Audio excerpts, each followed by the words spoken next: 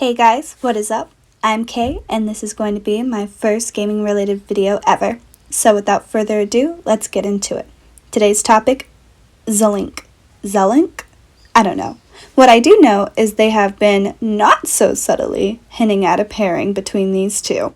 So yeah, did you guys know that Kass has a last song and it's full of piping hot tea?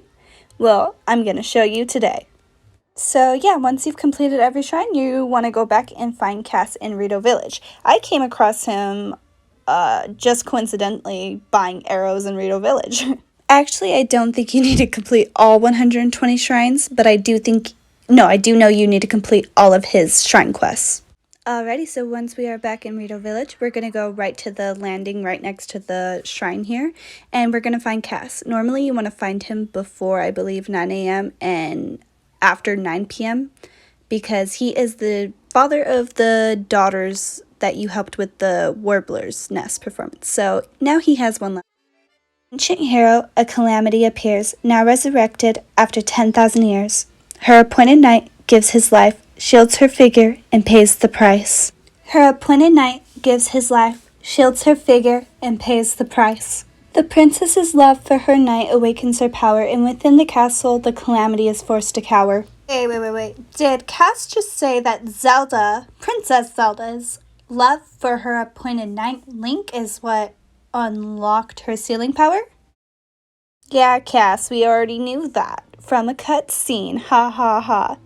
But we did not know that it was confirmed that she loved Link. Once you think about it, it kind of makes sense because she couldn't do the same for her poor father. And we all know how much she loved him. I mean, come on, it's your dad. You love your dad, right? So since I went back to rehear the song from Kass, it didn't give me the full dialogue of him speaking about his teacher. To paraphrase, because I accidentally did not record this part, Kass lets Link know that he's the only outsider from the royal family who is aware that Link and Zelda both survived. So yeah, that's what he was talking about right here, about how he knew about the Shrine of Resurrection. He says to become a hero once again, to wrest the princess from evil's den. The hero, the princess, hand in hand, must bring light back to this land.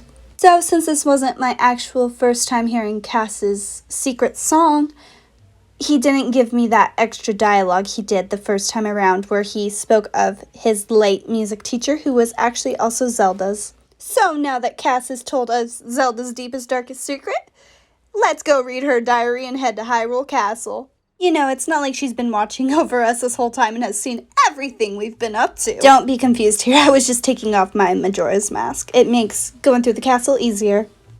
So the beginning journal entries are a bit boring. Nothing too spicy there. And make sure you are reading the diary in her bedroom, not her study. But then she says, P.S. Tomorrow, my father is assigning him as my appointed knight. Most people assume she says this because she doesn't like him, but I think it's the opposite. Too bad, actually. You're fine for now. But you know, there's a fine line between courage and recklessness. As brave as you are, that does not make you immortal. I think this scene really proves my point. I think her crush started way before he was ever her actual appointed knight because, you know, she did already spend a lot of time with him. And it was her care for him. She didn't want him to get hurt, and she knew that she was going to be put in a lot of dangerous situations. I recall feeling his eyes on me as I walked ahead. I grew anxious and weary. The same feeling I felt before in his company, and still not a word passes his lips. I never know what he is thinking. It makes my imagination run wild, guessing at what he is thinking but will not say.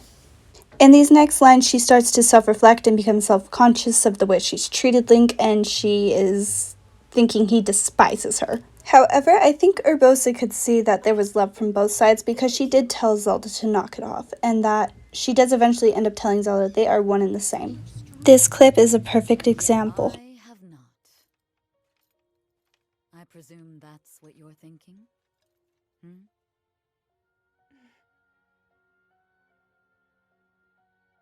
More and more monsters have been appearing lately. It is a sign that the calamity draws near. So, there isn't much time. And still, no sign of my power awakening. Little bird. Perhaps you are missing the point. comparing your progress to Link's. He... it's the same boy he was before acquiring that sword. He will rise to any challenge with no hesitation. That's all there is to it. In that regard, you two are one and the same. Look how... I believe that Link understands her resentment, that him, just some random knight, was able to awaken the Master Sword before she could even unleash her, sacred sealing power. So then she goes on to write in her journal, "Bit by bit, I've gotten Link to open up to me. It turns out he's quite a glutton. He can't resist a delicious meal." Well, gee, Zelda, he is a growing man. In reality, I think it's pretty sweet she notices the small things about him and what actually, can bring joy to him. Because as we all know, he's a pretty emotionalist guy. When I finally got around to asking why he's so quiet all the time, I could tell it was difficult for him to say. But he did. With so much at stake and so many eyes upon him, he feels it necessary to stay strong and to silently bear any burden.